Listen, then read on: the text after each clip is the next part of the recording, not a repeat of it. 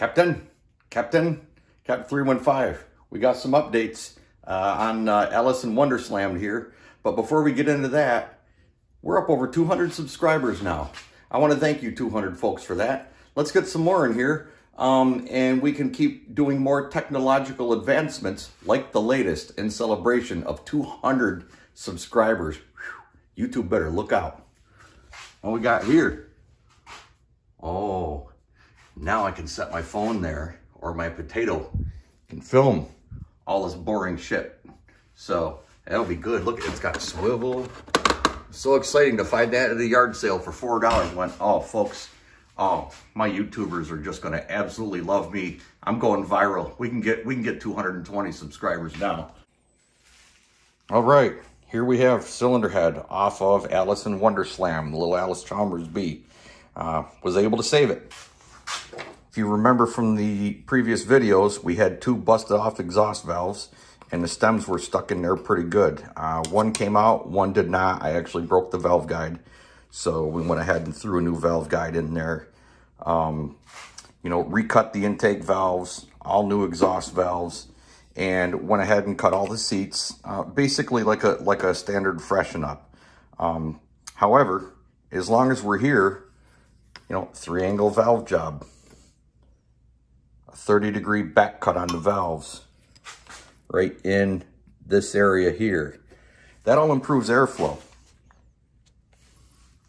right? So do we need to do this on a tractor? No. Can you feel doing all this on a tractor? Maybe a combination of the valve job and then opening up the throats a little bit, which I did. You can see the steps right here left over, and that'll just get blended in.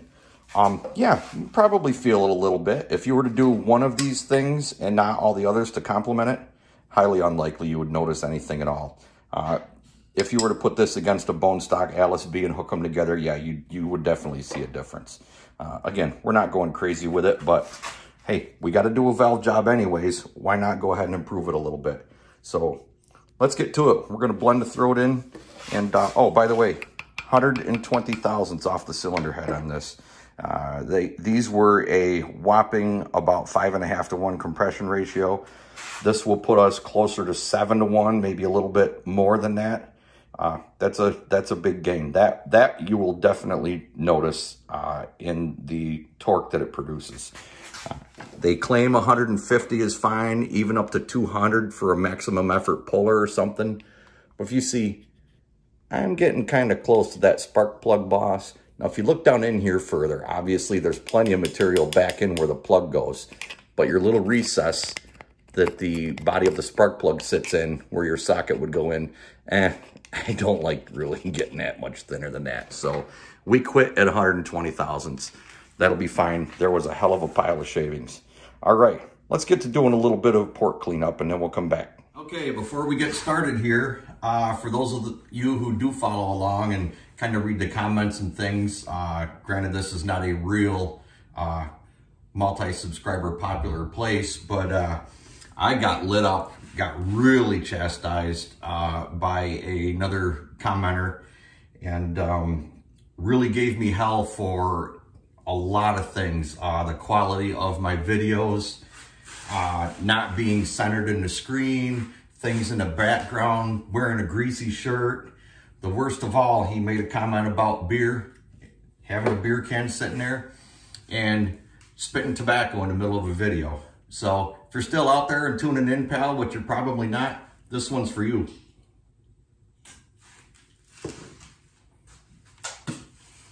Copenhagen on my floor in my shop. All right, so here's the scoop.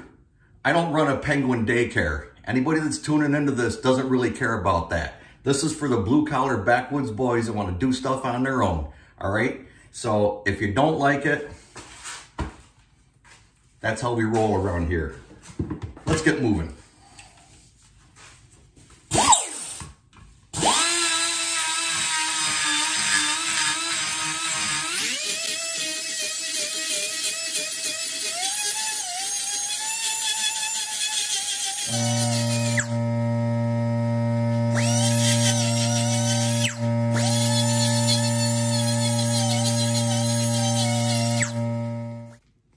Okay, we're done blending the ports, cleaning things up. We got the valves all lapped in.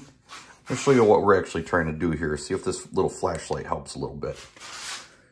If you look down that exhaust port and you look down this intake port, you could just see that those areas are smoothed out. We're taking sharp areas like this and we're rounding them off. This is what they call the short turn. That is your turn where it goes out to your port. Cleaning up the short turns, cleaning up the throats in here, or you'll hear people talk about bowl blending. That's basically what we're doing here. We're not doing a full port job. Nice valve job in there. Short turns are cleaned up. All those steps in the throats where I cut them out are just blended in nice and smooth. Now, remember the old suction cups? You drop them on there and you spin with your little compound, and that's how you lap your valves in. Guess what? That's not necessary, but it is an excellent way to check your work and make sure that your contact areas are in the correct place. So if you are so inclined and you want to mess with this stuff, you have a shop do your valve job, you can lap them when you get home if they didn't. They probably didn't. Again, not 100% necessary, but it's nice to check your work. So if you look, see if I can hold the phone steady. This little gray area, it's a lot more easy to see on the intake valve. This gray area is where it's actually contacting your seat. Right there in the middle angle of the 3-angle job. Intake side, you can run this pretty close to the edge. And the further out you move that contact area, the bigger you can make the throat. There you go for performance. Again, we're not doing that in this case. Exhaust side, you see I got a pretty good amount of space between the outside edge of the valve, that contact area. If you move that contact area out toward the edge, or if your favorite machine shop does, you put this thing under a good load and really work it, you're going to torch a slice right out of it. You're going to burn the valve. Guaranteed. Almost guaranteed. So sacrifice your 1/4 horsepower. Leave your valve job in a little bit, especially on the exhaust. Nice wide contact area is fine. A narrow contact area is great for performance, but it won't last as long. We're going for longevity here. So you see we got them all cleaned up. Got the valves labeled. Your guides are done. We're in good shape. We're going to start putting this baby together.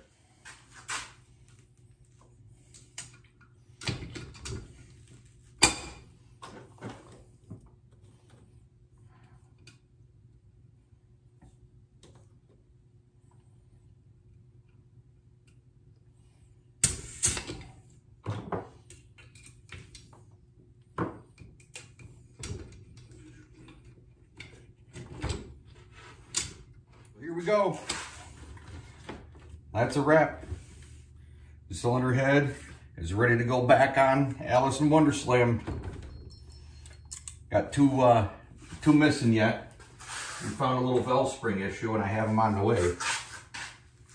Never really seen this before, but don't put a spring like that back in something. I really have no idea. It's probably because the valves were stuck. I don't know why they would have been cockeyed like that. But any kind of valve spring issue, if they aren't sitting completely flat and straight, doesn't matter if it's a 3 horsepower lawnmower or you're building a 1,000 horse blown drag engine, don't put it in. If that valve breaks, if that spring breaks, that valve is going in the cylinder, and when that piston comes back up, it ain't gonna go back in that hole, and you're gonna have a boom. So it is not worth it. Those springs are $3.95 a piece for this thing. We're not gonna take the chance. Stay tuned.